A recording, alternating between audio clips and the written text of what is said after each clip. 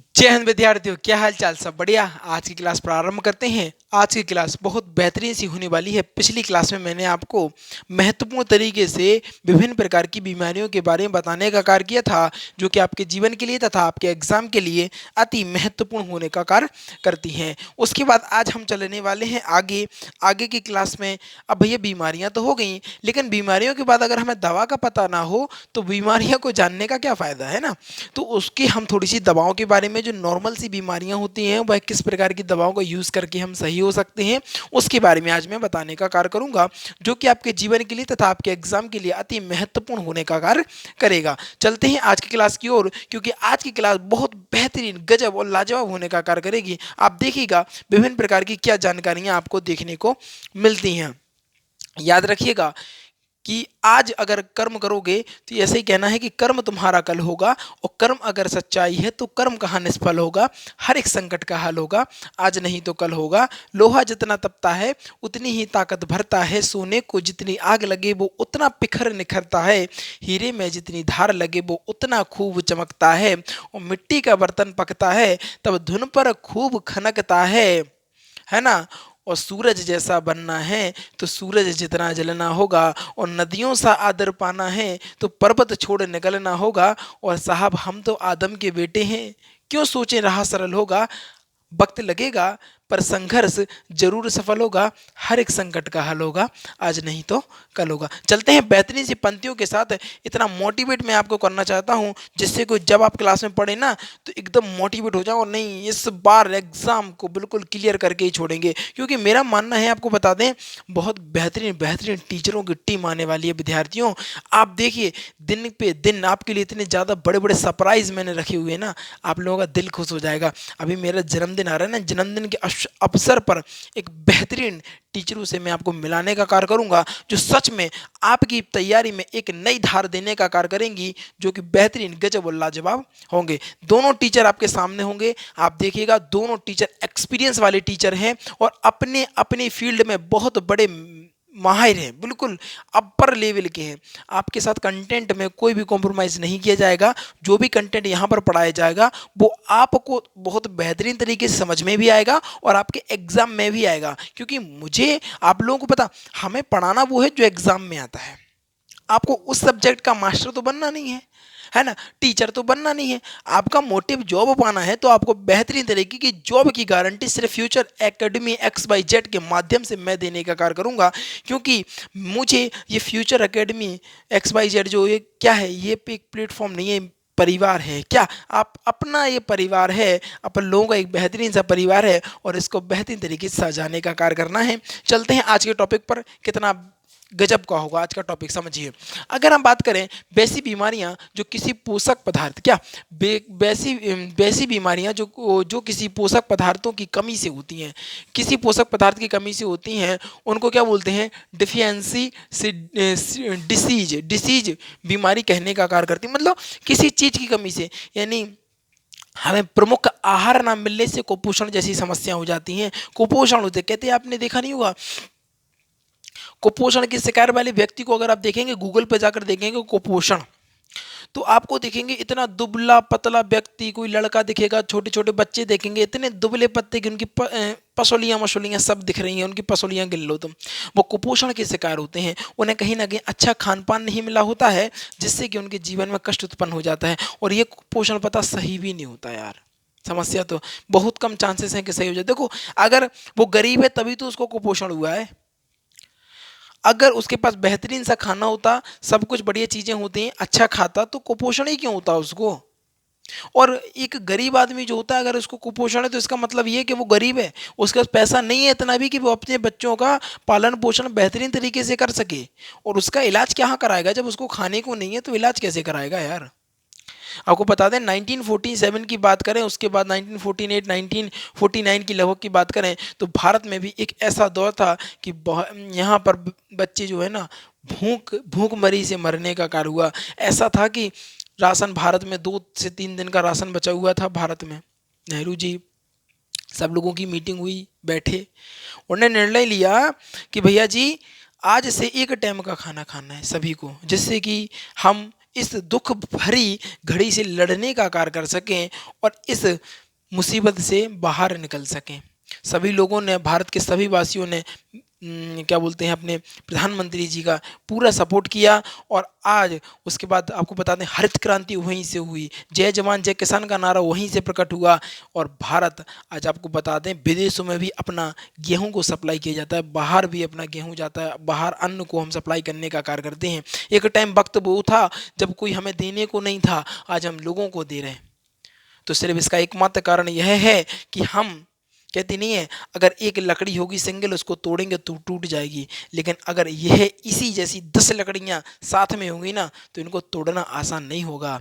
तो क्या थी, भारत की जनता, भारतीयों के दिल में देश प्रेम की भावना कूट कूट कर भरी थी। तो सभी लोग इकट्ठे हो गए ना, एकत्रित हो गए। अब इनको तोड़ना क्या आम बात है क्या?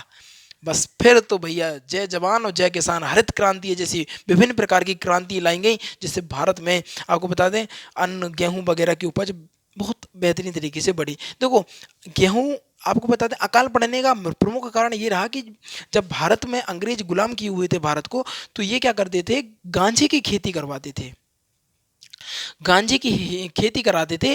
और आपको बता दें, गांजे का जो पौधा होता है वो जमीन को बिल्कुल जहरीला कर देता है। कम से कम 5 से 6 साल तो उसमें कुछ हो ही नहीं सकता।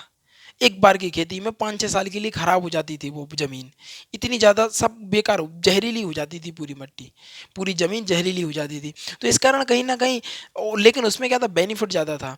तो अंग्रेजों ने भड़काया लोगों को, अरे जामे ज़्यादा फायदा है, जामे जी उगाओ जी उगाओ जो उगाओ। तो उस चक्कर में लोगों ने बहुत ज़्यादा उगाना प्रारंभ कर दिया, जिससे गेहूँ उगना ही बंद हो गया अपने भारत में। अब उगना बंद हो गया, बाहर से ट्रांसपोर्ट करेंगे तो बहुत महंगा पड़ता है। अरे आप सोचो ना, जैसे घर में हमने 1 किलो गाजर का हलवा बनाया, तो मान लो हमें 250 से 200 रुपये में पड़ गया वो 1 किलो, 1 किलो में पड़ा। लेकिन वो 1 किलो आप अगर आप लेके जाओगे ना, तो 600 700 रुपये किलो मिलेगा। तो कोई चीज़ हमने बाहर से अगर लेंगे ना, तो वो हमें चीज़ महंगी मिलेगी, और जबकि हमारे घर पे खुद बनेगी तो वो चीज़ हमें सस्ती भी पड़ेगी। इसके अलावा सब लोग बेहतरीन पेट भर के खा भी सकेंगे, है ना। तो इसी प्रकार गेहूं का भी वही सिस्टम था। अब सोचो किस प्रकार, तो ऐसी बीमारियां कैसे हो जाती हैं, आपको बता दिया हमने, ठीक है जी। किसी भी पोषक पदार्थों की जब कमी हो जाती है हमारे शरीर में, तो इस प्रकार की बीमारियों को हमें सामना करना पड़ता है, इसको कहते हैं। देखो, इसके बाद हम बता दें, देखो एनीमिया। एनीमिया क्या होती है, अगर हमारे शरीर में आयरन की कमी हो जाती है तो एनीमिया जैसी खतरनाक बीमारी का सामना करना पड़ता है। घेंगा रोग की बात करें तो घेंगा रोग आयोडीन की कमी से हो जाता है। देखो विद्यार्थियों, आयोडीन की जो कमी से रोग होने वाले हैं, तो ये तो क्या था कि ये विद्यार्थी क्या थे, आपको बता दें, उस टाइम पे लोग बाग जागरूक नहीं थे, पढ़े उतने नहीं हुआ करते थे। आपको पता होगा, आपके दादा वगैरह को रेलवे की जॉब, जी जॉब है ना जो तुम भटक रहे हो, उनके लिए इतने परेशान हो रहे हो, उनको घर से लेने के लिए आए। मान लो किसी ने 6 से 7 पढ़ लिया ना, तो भैया बहुत पढ़ा लिखा है वो गाँव का, है ना। तो इस प्रकार के थे, तो लोग शिक्षित नहीं थे। तो आयोडीन का कोई मतलब नहीं, वो तो कहते ठेला वाला नमक चाहिए, क्या ठेला वाला, पत्थर वाला नमक आता है ना, ठेले वाला, ठेला मतलब पत्थर, ठेला मतलब पत्थर, आपकी भाषा में मैं समझाने का कार्य कर रहा हूँ। तो पत्थर वाला नमक खाते थे, लेकिन उसमें क्या था, आयोडीन नहीं रहता था। जब लोगों को जागरूकता बढ़ी, तो अब तो लगभग सभी लोग, 99.9% हमारे साथ से अब सभी लोग, आपको बता दें, आयोडीन युक्त नमक का ही प्रयोग करते हैं, जिससे हमें आयोडीन की कमी नहीं होती और हमें घेंगा रोग का सामना नहीं करना पड़ता है, ये ठीक है ना। इसके बाद क्योवाशी कुवाशीरी और श्योर, इसके बाद मरस, ठीक है, ये किससे हो जाती हैं, मरस्मर जो होता है वो प्रोटीन की कमी से होने का कार्य करता है। इसका रतौंधी हो गया, बेरी बेरी रोग, ये स्कर्वी हो गया, रिकेटिस हो गया इत्यादि, ये किससे होते हैं, विटामिन से। मैं अभी विटामिन आपको पढ़ा चुका हूँ। रतौंधी बताओ कौन से विटामिन, कहना sir vitamin A, beriberi B, ठीक है, स्कर्वी सी, रिकेटिस जल्दी बताओ, है। तो ये सारी चीज़ें मैंने आपको, विटामिन का जब चैप्टर था ना, उसमें मैंने बेहतरीन तरीके से आपको पढ़ाने का कार्य किया है। इसके बाद बात करेंगे दवाइयों के प्रकार।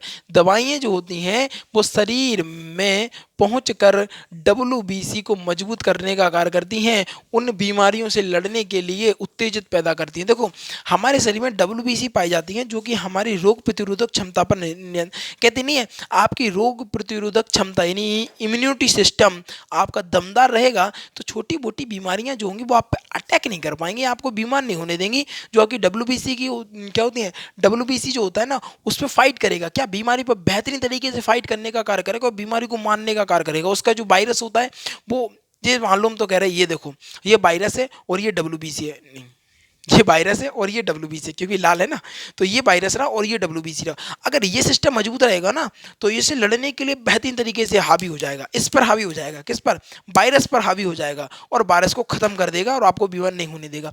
परंतु सिस्टम जब गड़बड़ हो जाता है कि ये WBC जो है ना, ये आपकी रोग प्रतिरोधक क्षमता ये कमजोर हो जाएगी, तो ये जो वायरस आपकी बॉडी में छोटा मोटा वायरस, जुखाम जैसा छोटा मोटा वायरस भी आपके आप क्या बोलते हैं हावी हो जाएगा आपकी इम्यूनिटी सिस्टम पर, आपके रोग प्रतिरोधक क्षमता पर, आपके WBC पर हावी हो जाएगा और इसको कमजोर कर देगा। अब इसको कमजोर कर देगा तो आप क्या हो जाएंगे, आप बीमार हो जाएंगे। ये संख्या क्या करते हैं, वायरस क्या होता है, अपनी संख्या बहुत तेजी से बढ़ाते हैं, बहुत ज़्यादा जल्दी जल्दी बढ़ाते हैं, एकदम एकदम एकदम बढ़ाने का, जल्दी जल्दी बढ़ाने का कार्य करते हैं, जिससे आप बीमार हो जाते हैं। तो क्या करते हैं, तो दवाएं जो होती हैं वो एक्चुअली में आपके WBC पर कार्य करती हैं, आपकी आपकी रोगों से लड़ने की क्षमता को बढ़ाने का कार्य करती हैं और आपके WBC को मजबूत बनाने का कार्य करती हैं। समझ में आ गई? ठीक है। इसके बाद अब बात करेंगे प्रतिजैविक की अगर बात करें तो यह जीवाणु को मारने का कार्य करता है। क्या करता है, अभी मैंने बताया प्रतिजैविक, यानी यह जो जीवाणु आपकी बॉडी पर अटैक करे ना, उनको मारने का कार्य करेगा प्रतिजैविक। क्या करेगा, उनको मारने का कार्य करेगा प्रतिजैविक। एग्जाम्पल पेंसिलिन है, इसके बाद क्लोरोमाइसिटिन, इसके बाद ये समझो, इसके बाद हो गया स्टोमाइसिन, टेट्रा ई साइक्लिन। ये सारी चीजें हैं ना, क्या करती हैं, ये जीवाणु को मारने का कार्य करती हैं। ठीक है। इसके बाद बात करेंगे हम यहाँ पर जंगल, एक सेकंड रुकिएगा, देख लें थोड़ा सा गलत तो नहीं है, डाउट था लग रहा था मुझे, एक सेकंड रुकिएगा भैया। हाँ ठीक है, क्या है भैया जी, ये ठीक है। जंगनाशी, क्या जंगनाशी, रोगाणुनाशी प्रतिरोध। ठीक है, इसको समझेंगे आप, समझो। यह घाव को ठीक करने का कार्य करती है। क्या करती हैं, घाव को ठीक करने का कार्य करती हैं। आप थोड़ा सा समझिएगा यहाँ पर क्या करती हैं, यह घाव को ठीक करने का, जंगनाशी, जंग को नाश करना, समझो। पता, कुछ शब्द ऐसे होते हैं जो खुद ही आंसर बताने का कार्य करते हैं। क्या करते हैं, खुद ही आंसर बताने का कार्य करते हैं। अब ये क्या करते हैं, ये घाव को ठीक करते हैं, ये घाव को जल्दी से जल्दी भराने की कोशिश करते हैं। जैसे कि ब्लड हो रहा है, मान लो मुझे यहाँ पर है, यहाँ पर घाव हो गया बहुत कस के, मान लो कील लग गई, यहाँ पर कील लग गई, यहाँ से बिल्कुल घाव हो गया यहाँ पर। अब खून वगैरह तो बंद हो गया, मैंने आपको इसका प्रोसेस बता दिया था। पिछली वीडियो आप जाइए, जिन्होंने नहीं देखा है चाहिए, बाहुबली बैच में है, और बेहतरीन तरीके से उसको पढ़िएगा, पूरी डिटेल से सारी चीज़ें मैंने बताई हुई हैं कि ब्लड को किस प्रकार खून रुकता है। तो खून तो रुक गया, लेकिन क्या हो गया, ये घाव बन गया। क्या बन गया भैया जी, ये मान लो घाव बन गया। क्या बन गया, यहाँ पर घाव बन गया। अब जब घाव बन जाएगा ना, तो घाव को ठीक करने का कार्य कौन करता है, जंगनाशी। ये हिंदी के शब्द हैं और आपको बता दें आजकल इसी ज़्यादा शब्दों का प्रयोग कर रहे हैं। ठीक है, इंग्लिश में बोलते हैं एंटीसेप्टिक। क्या, एंटीसेप्टिक लिख सकते हैं आप, क्या लिख सकते हैं, एंटीसेप्टिक। क्या बोलते हैं इसको, एंटीसेप्टिक। एंटीसेप्टिक, अरे आपको पता तो होगा, जब डॉक्टर के पास आते हैं एंटीसेप्टिक नहीं देता आपको कि भैया क्या करेगा, ये घाव को जल्दी भर देगा, सुखाने वाली दवा यार, एंटीसेप्टिक। आप जाओगे मेडिकल स्टोर पर, कोई भी जब भी कुछ लग जाती है थोड़ी बहुत, एंटीसेप्टिक दवा नहीं मिलती है, बस वही चीज़ है और कुछ नहीं है। ठीक है, इसके बाद एग्जाम्पल के तौर पर अगर हम बात करें इनकी, तो ये होते बैरिक अम्ल होता है, डिटॉल होता है, आयोडीन क्लेरोमीन होता है, फिनॉल होता है, और क्या होता है इसको, क्लेरोबेंजीन। क्या होता है, क्लोरोबेंजीन। ये मुख्य रूप से इसमें किए जाते हैं। आपने देखा होगा, आपको घाव लग जाता है, दर्द हो रहा है, तो उसके बाद डिटॉल से साफ किया जाता है। अरे डिटॉल तो सबके घर में होगा, ऐड तो आती है इतनी, सभी को पता होगा, इसीलिए डिटॉल भी मैंने लिख दिया, जिससे कि आपको दिमाग में एंटीसेप्टिक, जीवाणु को वहाँ की जहाँ पर जीवाणु ने अटैक किया उसको मारने का कार्य करेगा। और ज़्यादातर आपको पता होगा डिटॉल हमारे दैनिक जीवन में महत्वपूर्ण तरीके से यूज किया जाता है, इसीलिए मैंने डिटॉल को लिखा है एग्जाम्पल के तौर पर, जिससे कि आपको समझ में चीज़ें आ जाएं। ठीक है, इसके बाद आ गया ज्वरनाशी। क्या आएगा इसके बाद, ज्वरनाशी। क्या होगा, यह बुखार को ठीक करने का कार्य करता है। क्या होता है, यह बुखार को ठीक करने का कार्य करता है। क्या करता है, यह बुखार को ठीक करने का कार्य करता है। ठीक है, इसके बाद बात करेंगे, देखो बुखार को ठीक करने के लिए कौन कौन सी मेडिसिन का यूज करते हैं, एस्पिरिन तो सभी को पता होगा, ऐड तो आती है।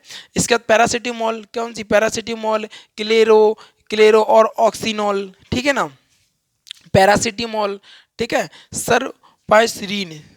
अरे ये कौन सी मेडिसिन आती है तुम्हारी, अरे नाम ही याद नहीं आ रहा उसका हमें, ठीक है। तो ये सारी मेडिसिन का यूज आपने, एस्पिरिन का नाम तो सुना ही होगा, पैरासिटामोल सुना ही होगा। ये दो दैनिक जीवन में बहुत बेहतरीन तरीके से इनका यूज किया जाता है, ये दोनों तो आपको पता ही होगा, बिल्कुल, ठीक है, ये दोनों तो आपको पता होगा ही होगा, ठीक है। इसके अलावा बात करेंगे हम दर्द निवारक, क्या दर्द निवारक दवाओं की अगर हम बात करें, किसकी, दर्द निवारक की अगर हम बात करेंगे, तो अगर हम दर्द निवारक दवाओं की बात करें तो यहाँ पर देखो, दर्द निवारक दवाओं की बात करें तो यह दर्द को ठीक करने का कार्य करती है, इसके सेवन के बाद हमें नींद आने लगती है। तो कौन सी है, पहला होगा मॉर्फिन, क्या होता है मॉर्फिन, और उसके बाद क्या है, कहना सर हीरोइन, क्या होता है हीरोइन, क्या होता है हीरोइन। एग्जाम्पल के तौर पर इन दवाओं में मॉर्फिन या हीरोइन की मात्रा मिली होती है, जो कि हमारे दर्द को मारने का कार्य करती है। यह जो आपको बताते हैं दवा जो होती है, दवा इसको आप नशे के रूप में यूज़ करेंगे तो ये बहुत घातक होता है, लेकिन दवा देखो हर चीज़ की अति खराब होती है, विद्यार्थियों में बार बार कहता हूँ इस चीज़ को, तो ये दवा के रूप में आती है, ठीक है ना, एक छोटी सी मेडिसिन होती है, उसको खाते हैं हम। दर्द निवारक के तौर पर आप पैरासीटामोल भी तो यूज़ करते हैं, है ना, तो पैरासिटामोल को भी यूज कर सकती हैं यहाँ पर, ठीक है। तो दर्द निवारक दवा वो भी आप कह सकती हैं उसको, ठीक है। इसके बाद बात करेंगे यहाँ पर प्रजनन, क्या होगा प्रजनन, प्रति दुश्मन या प्रजनन, सीधा प्रजनन पढ़ लो, क्या प्रजनन पढ़ लो। प्रजनन की अगर हम बात करें तो यहाँ पर सुनो, यह बेहोश करने के लिए, क्या यह बेहोश करने के लिए कार्य करती है, क्या करती है, बेहोश करने के लिए यह काम किया जाता है, जैसे कि क्लोरोफॉर्म, ईथर, क्या ईथर, इसके बाद क्लोरोफॉर्म को रंगहीन रंगहीन बोतल में रखा जाता है। जब हम केमिस्ट्री में पढ़ाएंगे सबको, चिंता मत करो, क्योंकि यह सूर्य के प्रकाश से अभिक्रिया कर लेता है, और इसका रासायनिक नाम जो होता है वो होता है, क्या होता है, टाइक्लोरी मैथेन सी, इसका फॉर्मूला होता है CHCl3, ठीक ना, CHCl3 होता है, ठीक है ना, क्या होता है, यह बेहोश करने के लिए महत्वपूर्ण तरीके से यूज की जाती है, क्या करी जाती है, बेहोश करने के लिए महत्वपूर्ण तरीके से यूज की जाती है। एक बार रिवीजन कर लेते हैं, देखो भैया जी, वैसी बीमारियां जो किसी पोषक पदार्थों से होती है उनको क्या बोलते हैं कि ना सर, उसको हम डिफिशियंसी क्या बोलते हैं, डिजीज, बीमारी कहने का कार्य करते हैं। देखो विद्यार्थियों को बता दें, दिन भर बोलते हैं ना, तो ये यार जीभ पलटने लगती है, क्या होता है, जीभ पलटने लगती है, कुछ शब्द बोलो कुछ बोला जाता है ना, तो ये तो आप खुद समझ सकते हैं, क्योंकि यहाँ पे मैं आपको हिंदी तो सिखा नहीं रहा हूँ, है ना, आपको मैं यहाँ पढ़ाने का कार्य कर रहा हूँ, आप छोटे बच्चे तो है नहीं, है ना, तो आप लोग खुद समझ लिया करेंगे, थोड़ा बहुत अगर हो जाता है तो आपसे मैं क्षमा प्रार्थी भी हूँ, है ना। जैसे कि अगर बात करें हम, जो जैसे कि बात करें एनीमिया हो गया, आयरन की कमी से हो जाती है, घेंगा हो जाता है आयोडीन की कमी से, विभिन्न प्रकार की बीमारियां आपको, रतौंधी हो गया, बेरी हो गया, ये सारी सारी विटामिनों से हो जाती हैं। दवाइयों के अगर प्रकार बताएं तो दवाइयां क्या करती हैं, हमारे शरीर को WC को मजबूत करने का कार्य करती हैं, उनको उत्तेजित पैदा करने का कार्य करती हैं, ठीक है।